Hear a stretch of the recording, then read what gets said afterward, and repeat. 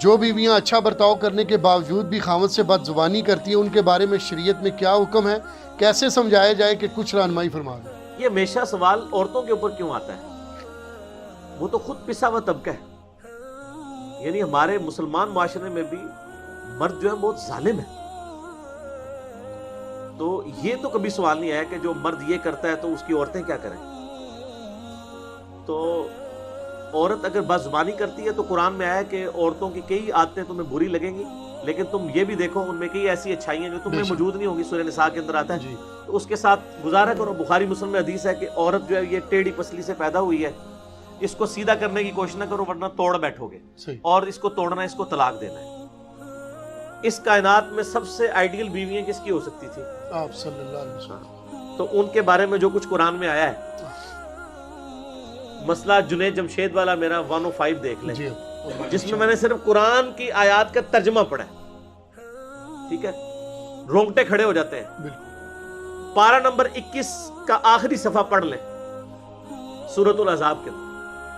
یہاں تک نوبت آئی ہے کہ اللہ تعالیٰ نے فرمایا اے نبی اپنی بیویوں سے کہو کہ اگر تم دنیا کا مال چاہتی ہو تو تمہیں میں مال دے کے رخصت کر دیتا ہوں، طلاق دے دیتا ہوں. اور اگر تم اللہ اور اس کا رسول اور آخرت کا گھر چاہتی ہو تو اسی قسم پرسی میں، اسی غربت کی حالت میں میرے نبی کے ساتھ گزارا کرو. بخاری مسلم کے الفاظ ہیں. آپ علیہ السلام نے یہ آیات آ کے حضرت عائشہ پہ پیش کی.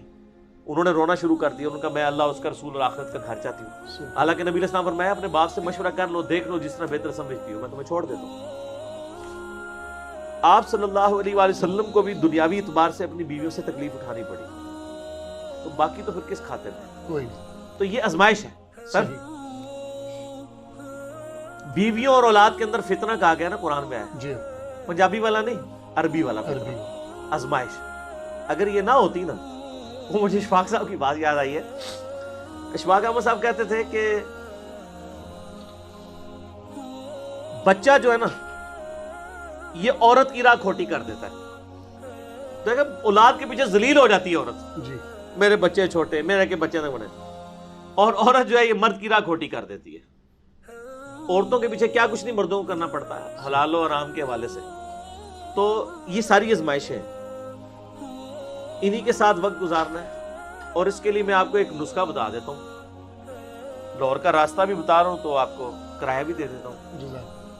وہ یہ ہے کہ جب آپ کو بیوی سے کوئی تکلیف پہنچے تو بڑا آسان سا حل ہے، صبر کر لیں. ایک چپ تے 100 سکھ. جب آپ آخرت اورینٹڈ ہوں گے نا، صبر کرنا بھی آسان ہو جائے گا. یقین کریں جتنی گالیاں مجھے کھانی پڑتی ہیں علماء سے، تو میں تو کب سے چھوڑ چھاڑ کے سارا بیٹھ گیا ہوتا. صحیح. میں نے یہ تیہ کر لیا کہ یار اگر پیغمبروں کو جادوگر کہا گیا ہے، ان کو دجال کہا گیا، نعوذ باللہ، حضرت عیسیٰ علیہ السلام کو، نبی علیہ السلام کو جادوگر، دیوانہ، شاعر کہا گیا ہے، تو سر ہماری کیا اوقات ہے؟ صحیح. میرے خیال ہے ہم اپنی کو اوقات سمجھ رہے ہوتے ہیں، اس لیے ہم صبر نہیں کر رہے ہوتے. وقت کے پیغمبر کو اگر اتنی گالیاں کھانی پڑے تو پیغمبر کو بھی چاہیے تھا، وہ اللہ کو کہتا ہے اللہ میرے کو کام نہیں ہوتا. جی. نہیں کہا نا. آپ کو تو وہ تکلیفیں نہیں کاٹنی پڑ. اسی طریقے سے بیوی سے، بچوں سے بھی تکلیف پہنچے، صبر کریں. اور میں بتاؤں صبر سے کئی معاملات حل ہو جاتے ہیں. وہ ایک گورے کا وہ رول بھی ہے نا کہ 80-20 رول اسے کہتے ہیں. وہ کہتا ہے 20% تو تکلیف آتی ہیں ڈیسٹنی، تقدیر کی وجہ سے، لیکن 80% ہم خود اضافہ کرتے ہیں اس میں. یہ بڑے پوائنٹ کی بات کی ہے اس نے. قدرت صرف 20% تکلیفیں ڈالتی ہے، باقی 80% ہم اس میں بگاڑ کی وجہ سے ڈالتے ہیں. مثال کے طور پر میں آپ کو اوریجنل واقعہ بتاتا ہوں. ہمارے اسلام آباد میں ایک دوست ہیں، وہ مجھے بتانے لگے کہ ان کے ادھر اسلام آباد میں I-10 سیکٹر کے اندر ایک بندے نے نئی گاڑی نکلوائی. اس کا چھوٹا بچہ تھا 7-8 سال کا. وہ آیا تو اس کے ہاتھ میں کوئی پرانی چابی تھی، اس نے اس کے اوپر یوں لکیر مار دی. اب نئی گاڑی کے اوپر لکیر، اگر ویسے دیکھا جائے تو کیا فرق پڑ گیا یار؟ جی. اگر اسی گاڑی میں ایکسیڈنٹ ہو اور اس کا بچہ مر جائے اور اس کو اس کے اگینسٹ آفر کی جائے کہ بچہ چاہیے یا نئی گاڑی، تو کیا کہے گا وہ؟ بچہ. اسی بچے نے زندہ حالت میں اگر اس کے اوپر یوں مار دی، ایک لائن ہی پڑی ہے نا، وہ ٹھیک بھی ہو جائے گی، وہ پوری بھی تباہ ہو جائے، بچے کا ایکویلنٹ تو نہیں. اس کو اتنا غصہ آیا، اس نے اس بچے کو دھکا دیا، وہ بلندی سے نیچے گرا، اس کا شولڈر نیچے جا کے لگا، وہ اتنا ڈیمیج ہوا کہ اس میں پھر پیپ پڑ گئی، حتیٰ کہ اس کا یہ بازو کاٹنا پڑ گیا. تو یہ جو تکلیف تھی اس کا 20% تو اللہ کی طرف سے آیا تھا نا جی، 80% تو اس نے خود کیا.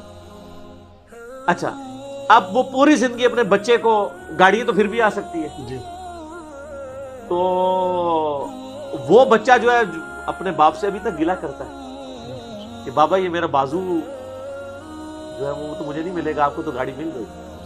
وہ پوری زندگی اپنے آپ کو معاف نہیں کر سکے. اسی طریقے سے بعض اوقات لوگ آفس سے لیٹ ہو رہے ہوتے ہیں تو جناب اوور سپیڈنگ کرنا شروع کر دیتے ہیں. بندہ نیچے آ سکتا ہے، بندہ نیچے آ جائے، مر جائے یا اتنا بڑا نقصان اٹھانا پڑ جائے تو بعد میں آپ کہیں گے یار اس سے تو بہتر تھا میں اگر لیٹ ہوا تھا تو میں دفتر سے چھٹی کر لیتا. یہ عذاب جو میں نے ڈال لیا اپنے اوپر یہ بہت بڑا ہے. جی، ایک دفتر سے لیٹ ہونے کی وجہ سے اتنی آپ نے تکلیف کاٹی، وہ 20% آپ پہ آئی تھی، 80% آپ نے خود ڈال لی اپنے اوپر. آپ زندگی یہ ساری باتیں میں یعنی یہ میں صرف آپ کے سامنے نہیں کر رہا ہوں، میں پریکٹیکلی اپنے اوپر اپلائی بھی کرتا ہوں. میں اپنی بیوی کو بھی بچوں کو بھی اس حوالے سے یعنی گائیڈ کرتا ہوں. اور میری زندگی اس چیز کا یعنی منہ بولتا ثبوت ہے کہ میرے اوپر جب بھی اس طرح کے معاملات آتے ہیں نا تو میں الحمدللہ صبر کی روش اختیار کرتا ہوں کہ مزید کوئی معاملات نہ بگڑے. خاموشی اختیار کر لیں. کوئی گالی دیتا ہے، کوئی آپ کو، مجھے مسجد سے پکڑ کے بھی لوگوں نے باہر نکالا ہے علماء نے، میں نے کبھی سی تک نہیں کی ہے، کوئی لڑائی جھگڑا نہیں کیا.